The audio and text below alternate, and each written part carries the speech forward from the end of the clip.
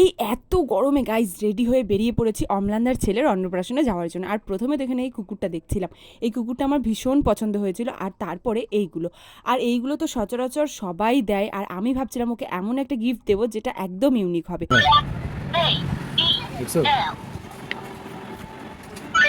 প্রত্যেকটা পাতা অন করতে হবে। গাইজ এই টকিং বুকটা কিন্তু ভীষণ সুন্দর, তোমাদের বাড়িতে যদি কারোর বাচ্চা থাকে তাহলে তোমরা নিতে পারো। আর আমরা গিফট নিয়ে কিন্তু সোজা চলে গেছিলাম ভেনুতে।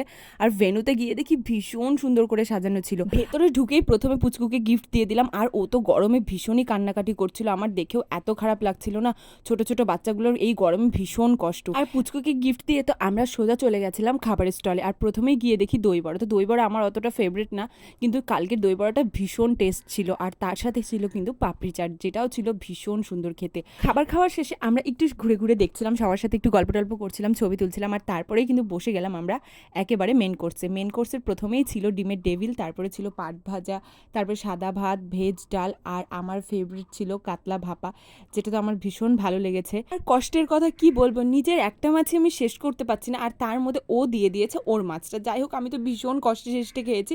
আর তারপরেই কিন্তু চলে এসেছে পোলাও আর মাটন, তারপরে দিয়ে দিল চাটনি, বেকড রসগোল্লা, যেটা কিন্তু দারুণ টেস্ট ছিল।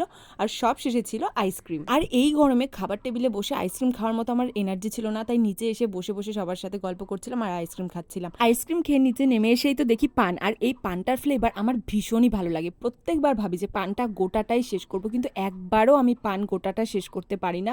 হাফ খাওয়ার পর মনে হয় কেন পানটা নিলাম। যাই হোক, এই তো ছিল অম্লানদার ছেলের অন্নপ্রাশনের ভিডিও। কেমন লাগলো ভিডিওটা জানাতে কিন্তু ভুলো না।